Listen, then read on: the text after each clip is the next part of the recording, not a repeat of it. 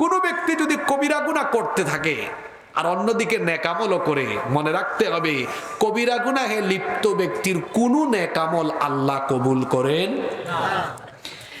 আমাদের সমাজে এমন বহু মানুষ আছে যারা একটানা অনবরত কবিরা গুনাহ প্রতিনিয়ত করছে, অন্যদিকে নামাজ মিস নাই, জিকির আজকার তাসবিহ টিপা মিস নাই, হজের সময় হজ বা বিভিন্ন সময়ে বছরে ওমরা করাও তার মিস নাই, আবার কবিরা গুনাহ চলছে। আপনারা কি বুঝতেছেন কথা?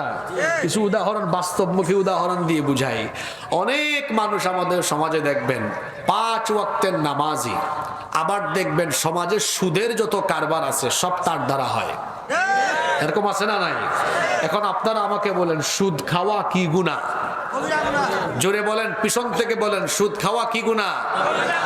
করতেছে কবিরা গুনাহ, আবার নামাজও মিস নাই। সুদ খেয়ে তার যে শরীর গঠিত হলো, এটা হালাল না হারাম? হারাম শরীর নিয়ে আসে নামাজে, রোজাও আদায় করে, আবার হজেও যায়, উমরায়ও যায়। যে ব্যক্তি হারাম খেয়ে হারাম শরীর গঠন করে কবিরা গুনাহে লিপ্ত, তার নামাজ, রোজা, হজ, যাকাত কোনো ইবাদত আল্লাহর দরবারে কবুল হয় না। মানুষ হত্যা করা কি গুনাহ? কবিরা গুনাহ। গণহত্যা চালায়, আবার পার্লামেন্টে দাঁড়িয়ে বলে আমি ঘুম থেকে উঠে সবার আগে কি খুঁজি? কি খুঁজি? আরেক আল্লাহর কুতুব পাওয়া গেছে নারায়ণগঞ্জে, রাতে 70 রাকাত তাহাজ্জুদ পড়ে। এখন রাতে তাহাজ্জুদ পড়ে কত রাকাত? 70 রাকাত। আবার সকালবেলা ঘুম থেকে উঠে খুঁজে কি? জায়নামাজ। অন্যদিকে মিথ্যা মামলা দিয়ে আলেমদেরকে জেলখানায় ভরে রেখেছে। তারপরে প্রতিদিন গণহত্যা চালিয়ে মানুষ খুন করছে। এখন প্রতিদিন কবিরা গুনাহ করে, আবার নামাজের টাইমে নামাজও আদায় করে। আমাদের সমাজে এরকম মানুষের হক মেরে খায়, সুদ খায়, ঘুষ খায়, বহুবিধ নানাবিধ কবিরা গুনাহে লিপ্ত, অন্যদিকে নামাজি হুজুরের পিছনে নামাজে দাঁড়ায়। এমন বহু আল্লাহর কুতুব সমাজের বিভিন্ন সেক্টরে বিভিন্ন জায়গায় আছে। যে ব্যক্তি কবিরা গুনাহ করে আবার প্রতিদিন আল্লাহকে সাজদাও দেয়, ইবাদতও ঠিক রাখে, ওই ব্যক্তির কোন ইবাদত আল্লাহর দরবারে কবুল হয় না। তাহলে বোঝা গেল ইবাদত কবুলের জন্য এবং আল্লাহর কাছ থেকে ক্ষমা আর জান্নাত পাওয়ার জন্য আমাদেরকে যে গুনাহ থেকে প্রতিনিয়ত বেঁচে থাকার সর্বোচ্চ চেষ্টা, আপ্রাণ চেষ্টা চালিয়ে যেতে হবে, সেই গুনার নাম হলো। আপনারা ক্লান্ত হয়ে গেলেন নাকি? আমি একটানা 12 ঘন্টা সফর করে তো আলহামদুলিল্লাহ কথা বলতেছি, আমার মধ্যে কোনো ক্লান্তি নাই। আপনাদের মধ্যে তো ক্লান্তি চলে আসলো কেন? আল্লাহর কাছ থেকে ক্ষমা আর জান্নাত পেতে হলে যে গুনাহ থেকে বেঁচে থাকতে হবে, জোরে বলেন, পুরুষ মানুষের মতো বলেন, সেই গুনার নাম কি? জোরে বলেন, কি গুনাহ? আজকে আমি এমন কিছু কবিরা গুনাহের কথা এখানে তুলে ধরব যা এই সমাজের চতুর্দিকে হর হামেশা প্রতিনিয়ত ঘটে চলেছে। এমনকি মনের অজান্তে আমিও নিজেকে হয়তো এই কবিরা গুনাহে লিপ্ত করে ফেলছি, যার কারণে আমরা নিজেদেরকে জান্নাতের পথ থেকে বিচ্যুত করে জাহান্নামের দিকে আমরা ধাবিত করে দিচ্ছি। এটা আমরা টেরও পাচ্ছি না। আজকের প্রতিটি কথা আমরা হেদায়েতের উদ্দেশ্যে, জীবন পরিবর্তনের মনোবাসনা নিয়ে শুনবো, পড়ি ইনশাআল্লাহ। আজকে কয়েকটা কবিরা গুনাহ নিয়ে কথা বলবো, যে কবিরা গুনাহগুলো আপনার সমাজে অহরহ ঘটছে।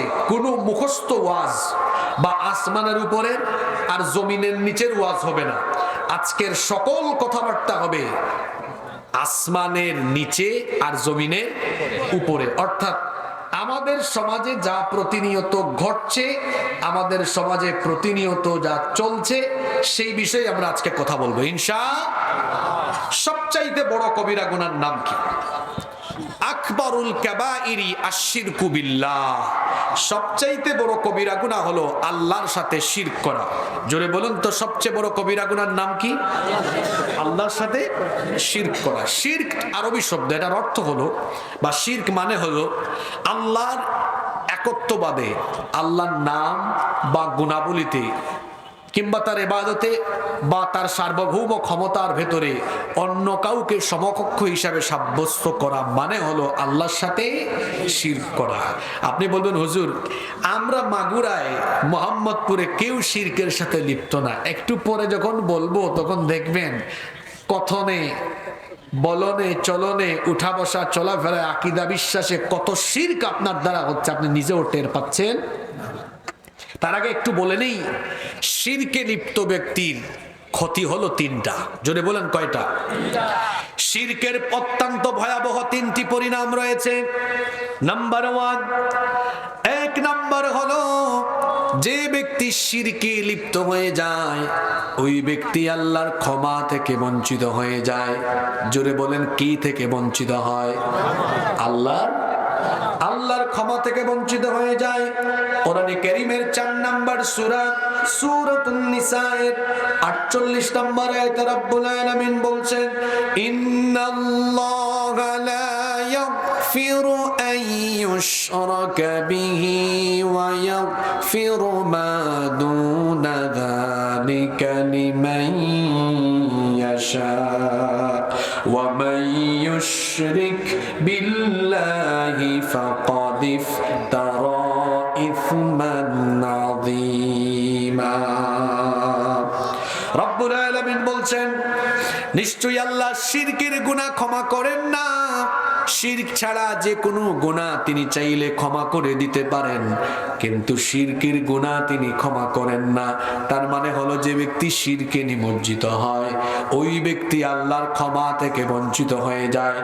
আর যে ব্যক্তি আল্লাহর ক্ষমা থেকে বঞ্চিত হয়ে যায় সে আল্লাহর জান্নাত থেকে চিরতরে বঞ্চিত হয়ে যায়। নাম্বার 2, শিরকের ভয়াবহ দ্বিতীয় পরিণাম হলো যে ব্যক্তি শিরকের মতো ভয়াবহ কবিরা গুনাহে লিপ্ত হয়ে যায় তার সকল নেক আমল যিনি বরবাদ করে দেন। পুরুষোচিত কণ্ঠে গলার আওয়াজ বড় করে বলেন, তিনি কে?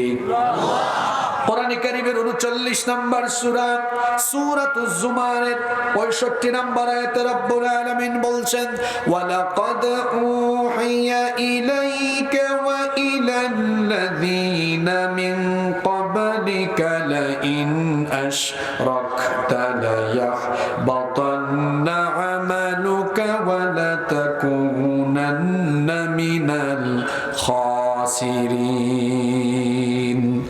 আমার হাবিব, আমি আপনার উপরে এবং আপনার পূর্ববর্তী পয়গম্বরদের উপরে একই রকমের ওহী পাঠিয়েছি। যদি তারা শিরকে লিপ্ত হয়ে যায় তাহলে তাদের আমলগুলোকে যিনি বাতিল করে দিবেন। গলার আওয়াজ বড় করে সবাই বলেন, তিনি কে? 3 নম্বর ভয়াবহ পরিণাম হলো যে ব্যক্তি শিরকের সাথে লিপ্ত হয় সে ব্যক্তির জন্য আল্লাহর জান্নাত হারাম হয়ে যায়, জাহান্নাম তার জন্য অবধারিত হয়ে যায়। কোরআনে কারীমের 5 নম্বর সূরা সূরাতুল মাইদা এর 72 নম্বর আয়াতে রব্বুল আলামিন বলছেন, ইন্নাহু মান ইউশরিক বিল্লাহি ফাকাদ হারামাল্লাহু আলাইহিল জান্নাতা ওয়া মাওয়াহুন নার ওয়া মা লিয-যালিমিনা মিন আনসার। নিশ্চয়ই যে ব্যক্তি আল্লাহর সাথে শিরক করে আল্লাহ তার জন্য জান্নাত হারাম করে দিয়েছেন, ওয়া মাওয়াহুন নার, এবং তার জন্য আল্লাহ জাহান্নামকে অবধারিত করে দিয়েছেন, ওয়া মা লিয-যালিমিনা মিন আনসার, এবং তার জন্য কিয়ামতে কোনো সাহায্যকারী থাকবে না। এই আয়াতগুলোর আলোকে আমরা বুঝতে পারলাম যে ব্যক্তি শিরকে লিপ্ত হয়ে যায় তার জন্য 3টি ভয়াবহ পরিণাম রয়েছে। এবার দেখি ক্লাসের ভালো ছাত্রদেরকে আমরা ফাইন্ড আউট করে ফেলি। শিরকের ভয়াবহ 3টা পরিণামের কথা আমি বলেছি। 1 নাম্বার, যে ব্যক্তি শিরকে লিপ্ত সে কি থেকে বঞ্চিত? হ্যাঁ, এখন প্রমাণ হচ্ছে কারা ঝিমাই শোনে আর কারা কনসেন্ট্রেট আছে। কি থেকে বঞ্চিত? আল্লাহর ক্ষমা থেকে বঞ্চিত। 2 নাম্বার, যে ব্যক্তি শিরকে লিপ্ত তার কি বাতিল হয়ে যায়? নেক আমল বাতিল হয়ে যায়। 3 নাম্বার, যে ব্যক্তি শিরকে লিপ্ত তার জন্য কি হারাম? জান্নাত হারাম। আর তার জন্য ওয়াজিব হলো জুড়ে বলেন। আমার সমাজে প্রচলিত কিছু শিরকের কথা এখন আমি বলি, কিভাবে শিরক হচ্ছে। আল্লাহ ছাড়া অন্য কারো গায়েবী ক্ষমতা আছে এটা বলা বা বিশ্বাস করা, এটা হলো আল্লাহর সাথে শিরক করা। জাদু টুনা বান মারার সাথে যারা সম্পৃক্ত হয়, আজকে দেখবেন একই পরিবারের সদস্য একজন আরেকজনকে জাদু টুনা বান মারা এ ধরনের আমলে সম্পৃক্ত হয়। এইরকম সমাজে আছে না নাই? জাদুবিদ্যা হলো শয়তানি বিদ্যা। জাদুবিদ্যা কিংবা বান মারায় সকল কাজে যারা লিপ্ত, এদের ঈমান চলে যায়, এরা মুশরিক হয়ে যায়। আবার অনেক এলাকায় আছে জ্যোতিষীর কাছে, গণকের কাছে অনেকে হাত দেখায়। বিশেষ করে মহিলারা এই ক্ষেত্রে অনেকে গিয়ে জ্যোতিষীর কাছে যায়, গণকের কাছে যায়। যারা জ্যোতিষীর কাছে যায়, গণকের কাছে যায়, এদের কথা যারা বিশ্বাস করে, এদের ঈমান থাকে না, এরা মুশরিক হয়ে যায়। তারপরে অনেকে আছে মাজার ধোয়া পানি পান করে, মাজারের পানিকে বরকতময় মনে করে, মাজারের মাটিকে বরকতময় মনে করে তাবিজ ঝুলায় লটকায় রাখে। অনেকে আছে মাজারে গিয়ে সাজদা দেয়, জীবিত পীর বা মৃত পীরকে সাজদা দেয়, মাজার তওয়াফ করে। এগুলো সব হলো শিরকি কাজ। আল্লাহ যেটা করতে পারেন, আল্লাহ যেটা দিতে পারেন, সেটা অন্য কেউ করতে পারে বা দিতে পারে এমনটা বিশ্বাস করা হলো আল্লাহর সাথে শিরক করা। আজ এই শিরক শুধু ব্যক্তি কেন্দ্রিক নয়, ব্যক্তি থেকে শুরু হয়ে পরিবার, পরিবার থেকে সমাজ, এমনকি রাষ্ট্রের সর্বোচ্চ লেভেলে আজকে শিরক ঢুকে গিয়েছে। রাষ্ট্রীয় পর্যায়ে আজকে শিরক হচ্ছে এবং জনগণকেও শিরকের মধ্যে বাধ্য করে দেওয়া হয়েছে কৌশলগতভাবে। শুনতেছেন আপনারা? আজকে রাষ্ট্রীয় পর্যায়ে, আপনার দেশের রাষ্ট্রীয় পর্যায়ে শিরক হয়। আর শিরকু ফিল ইবাদা, আল্লাহর ইবাদতের ক্ষেত্রে শিরক হচ্ছে। কিভাবে? আচ্ছা, হালাল হারামের ইখতিয়ার পৃথিবীর মানুষের না আল্লাহ? জুড়ে বলেন কার? আল্লাহ করে দিয়েছেন হালাল। কোন দেশের আইন যদি করে দেয় হারাম, আল্লাহ করেছেন হারাম, আর কোন দেশের আইন করে যদি হালাল, তাহলে এটা কার সাথে শিরক করা হবে? আজকে আপনার দেশে এটা কিভাবে হচ্ছে? আমি তো বলছি সব বাস্তবিক ওয়াজ হবে, মনোযোগ দিয়ে শুনেন। বিনোদপুরের 17 বছরের মুন্না 15 বছরের মুন্নিকে যদি বিয়ে করে, এটা আপনাদের দেশের আইনে ভালো কাজ না অপরাধ? সবাই বলেন না ভালো কাজ। কে বলছে? এই কুতুব কি ঘুমায় গেছেন নাকি? 17 বছরের মুন্না 15 বছরের মুন্নিকে বিয়ে করলে আপনার দেশের আইনে এটা খুব নেক কাজ না অপরাধ? এই বিবাহের নাম কি বলেন না? দেশের আইনে এটার নাম কি? যে হুজুর বিয়ে পড়াবে, হুজুর শুদ্ধা অ্যারেস্ট হবে। আচ্ছা, তাইলে আমার দেশের আইনে অপরাধ, বলেন আল্লাহর আইনে? কথা বলে না কেন? অপরাধ। আল্লাহর আইনে এই বিয়ের নাম বালেগ বিবাহ, বালেগা বিবাহ, ঠিক আছে? তাহলে আল্লাহ করলেন হালাল, আপনার দেশের আইন করলো ঘটনা উল্টায় দেন। 17 বছরের মুন্না 15 বছরের মুন্নিকে বিনোদপুরের ডিগ্রি কলেজের মাঠে গাছের তলায় বৈশা বুট খাওয়ায়, বাদাম খাওয়ায়, লাউ তোলা, ঝাউ তোলা, আম গাছ তোলা, বট গাছ তলায় বসে ঢলাঢলি মাখামাখি করে। আল্লাহর আইনে এটা হলো হারাম এবং গুনাহ, হারাম এবং গুনাহ, কবিরা গুনাহ এটা। এবার বলেন আপনাদের দেশের আইনে কি? কথা বলছেন না কেন? ব্যাপারই না।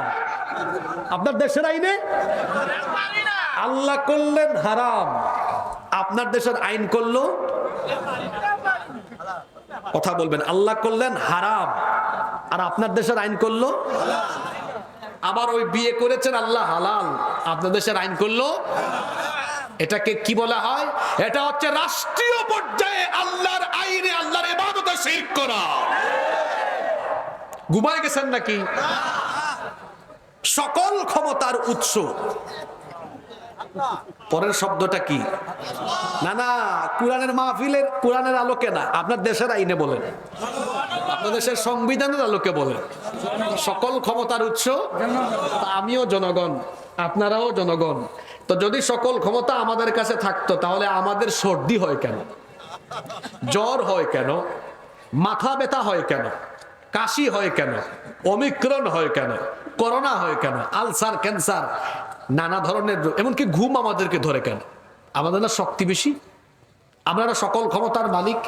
3.5 হাত বডির উপরেই যার নিয়ন্ত্রণ নাই, সে নাকি সকল ক্ষমতার মালিক। এটা হলো মারাত্মক কুফরি কথা, এটা হলো আল্লাহর সাথে শিরক করা।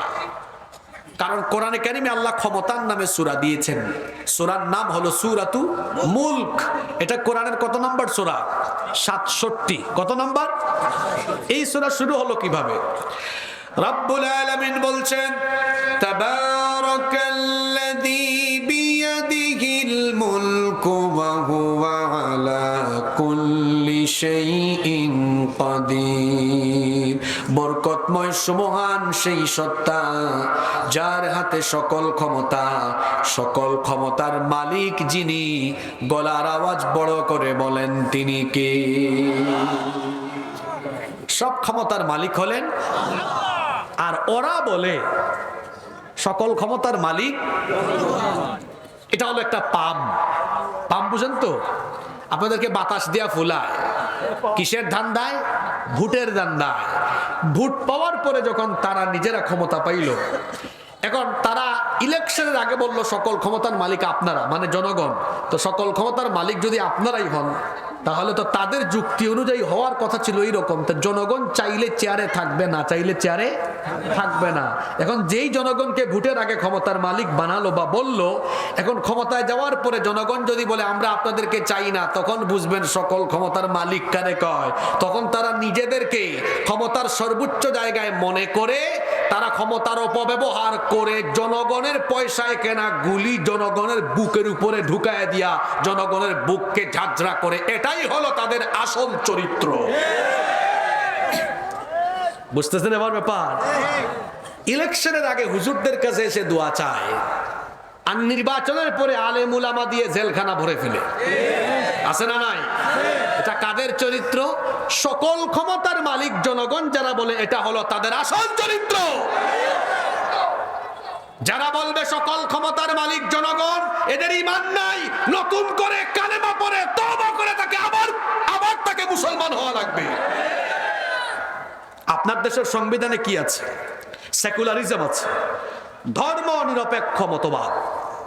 এখানে হিন্দু, বৌদ্ধ, খ্রিস্টান, ইহুদি, মুসলমান সবাইকে দাঁড় করান, তাদেরকে জিজ্ঞেস করেন তারা তাদের ধর্মের পক্ষে না বিপক্ষে? সবাই তাদের ধর্মের পক্ষে। ধর্মের ব্যাপারে নিরপেক্ষ ভূমিকায় থাকে একমাত্র শয়তান। কে থাকে? শয়তানের কোনো ধর্ম নাই, শয়তানের কোনো কি নাই।